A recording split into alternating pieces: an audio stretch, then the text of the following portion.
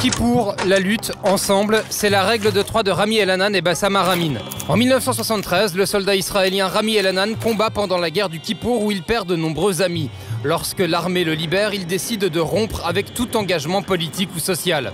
Son 4e enfant, Smadar Elhanan, naît à Jérusalem en 1983. À l'âge de 14 ans, l'unique fille de Nourit et Rami achète des livres scolaires dans la rue Ben Yehuda. Ce 4 septembre 1997, 3 Palestiniens y commettent un attentat suicide. Smadar Elhanan fait partie des victimes. Quand votre fille de 14 ans est assassinée, vous n'avez qu'une chose en tête, la vengeance, écrit Rami Elhanan. Après un long processus et leur rencontre avec le militant pacifiste Itzhak Frankenthal, ils s'engagent à leur tour pour la paix. Il y a un dicton chinois qui dit « Même la route la plus longue commence par un petit pas ». Bassam Aramin grandit à Hébron et s'implique dans la lutte palestinienne. Un jour, il participe à une attaque à la grenade contre des soldats israéliens. Pas de blessés, mais à l'âge de 17 ans, il écope de 7 ans d'incarcération. En prison, il visionne un film sur la Shoah. J'ai pleuré sur ces gens qui allaient mourir nus, innocents, pour la seule raison qu'ils étaient juifs. Sorti de prison, il se marie avec Saloua, le couple s'installe à Jérusalem, combat pour la paix. En 2007, leur fille Abir a 10 ans. Devant l'école, un soldat israélien tire. Abir reçoit une balle de caoutchouc dans la nuque. She's my daughter. I miss her everywhere, every day. Lorsque le drame a lieu, Rami et Bassam se connaissent depuis 2 ans. Rami se rend à l'hôpital pour soutenir son ami. C'était terrible, je savais exactement ce qu'il traversait, dit Rami.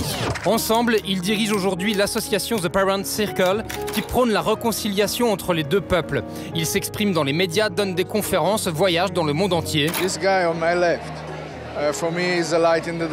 Désormais, leurs fils, Arab et Igal, s'expriment eux aussi conjointement. Those who lost our most precious loved ones can work together. Anyone can. Dans son dernier roman, dont les droits ont été achetés par Steven Spielberg, Colum McCann raconte le lien qui unit Rami et Bassam. Ce sont vraiment des héros, dit l'écrivain irlandais. Et ils sont avec nous de Jérusalem et de Jéricho. Un Palestinien étudiant l'Holocauste, un Israélien absolument farouchement hostile à l'occupation, Bassam et Rami. Rami, je voudrais commencer avec vous.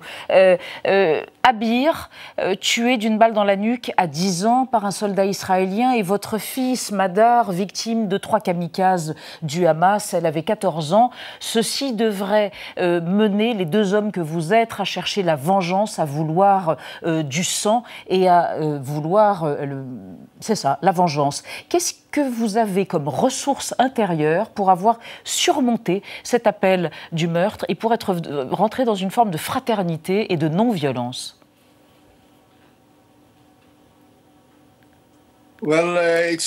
Eh bien, ce n'est pas facile. Ce qui est naturel pour l'homme, c'est d'être en colère, de vouloir la vengeance. Et moi, j'ai rapidement compris que si je tuais quelqu'un par vengeance, il n'y avait pas de retour possible. Et si je provoquais de la douleur à qui que ce soit, ça n'allait pas amoindrir ma propre peine, ma propre douleur. Et donc, l'autre chemin plus difficile, c'est d'essayer de comprendre ce qu'il s'est passé, comment ça a pu se passer, et essayer d'empêcher cette douleur d'endeuiller d'autres familles. Et donc c'était il y a 22 ans que j'ai rejoint The Parent Circle, et depuis j'y ai dédié toute ma vie pour essayer d'établir les liens entre ces deux populations. Bassam, quand vous avez croisé le soldat israélien qui a tiré une balle dans la nuque de votre petite fille Abir, vous lui avez dit des mots très simples, vous avez été très lapidaire, vous lui avez dit « c'est toi la victime ». Qu'est-ce que vous vouliez dire par là ?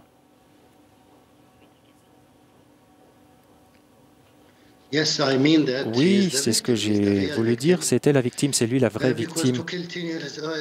Parce que c'est quelque chose qu'on lui a ordonné de faire, c'est ce qu'il s'est passé, c'était la victime de la société et de l'histoire. Et lui, il a compris que c'était lui la victime et que c'est ce qu'on lui a dit de faire. Il a compris ce qu'il a fait, il a tué une petite fille de 10 ans. Et ça, c'était en fait ma vengeance pour lui montrer quelle était la suite de ses actions. Et je crois qu'il a compris vraiment ce que je voulais dire par cela. C'était exactement ce que je voulais dire, parce que j'ai pu passer de ma mentalité de victime à une autre mentalité pour mettre fin à tout cela et pour aider les autres. Et je ne voulais pas qu'il se punisse lui-même, plutôt qu'il essaye de comprendre, de travailler sur lui-même. Et que ce n'était pas une Palestinienne qui l'a tué, mais une petite fille de 10 ans. Et je voulais qu'il regrette ses actions, parce que si on ne fait pas ça, on est des animaux. Et même pendant l'occupation, il y a des règles à suivre. Benjamin. Rami El-Hanan, est-ce que vos épouses vous ont tout de suite soutenu dans vos combats? Est-ce qu'elles en ont compris le sens? Est-ce qu'il leur arrive d'avoir peur pour vous?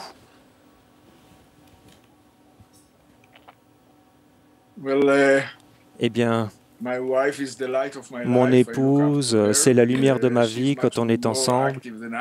Elle en fait beaucoup plus que moi. Elle a reçu le prix Sakharov du Parlement européen en 2002 et elle est très très impliquée dans la rédaction des manuels israéliens et elle sait que c'est l'éducation qui crée le genre de tueurs qui ont tué notre fille.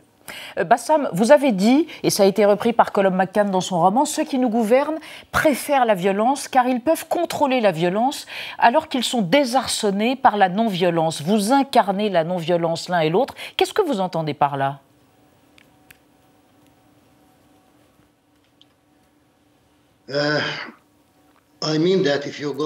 Je veux dire que si on en revient à la violence, si on est violent, on redevient une victime. Parce qu'on n'est plus maître de ses actions, on n'est plus actif, on est victime de l'histoire, du passé. Et quand on s'en libère, on devient plus puissant.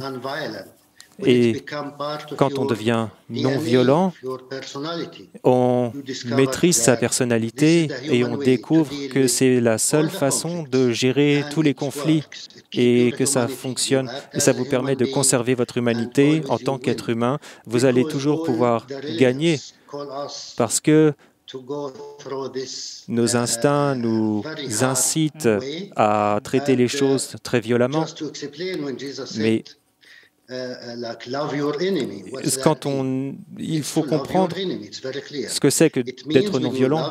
Ça veut dire qu'on aime son ennemi, qu'on le respecte, qu'on lui exprime son amour pour détruire la haine au fond de son cœur. Et quand on lui parle, on n'essaye pas de le tuer. Et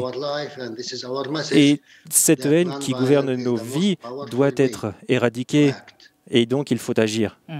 Alors, vous combattez pour la paix. On va évoquer avec Nadia ceux dans l'opinion publique qui ne croient plus en cette paix. Oui, effectivement, parce que les deux populations israéliennes et palestiniennes sont régulièrement sondées sur leur confiance réciproque et sur les chances qu'elles accordent à la paix. Les dernières études sont assez inquiétantes puisqu'on apprend que seuls 43% des Palestiniens et 42% des Juifs israéliens croient encore à la solution des deux États.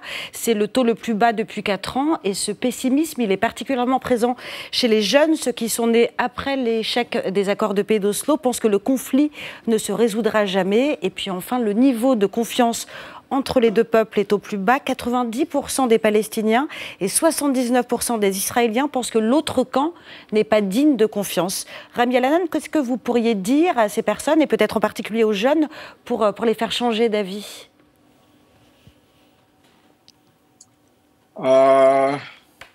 Eh bien, je vais leur dire que auparavant, les Allemands et les Français se détestaient encore plus, et je leur dirai aussi que les Anglais et les Allemands se détestaient encore plus, et maintenant, ils vivent ensemble en paix.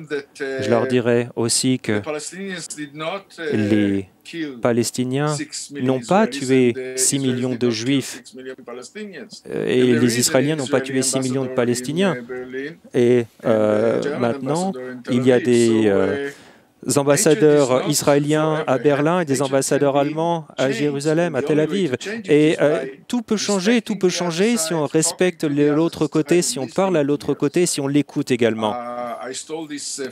J'ai volé cette phrase sur les 6 millions à Bassam et j'espère qu'il va m'en pardonner.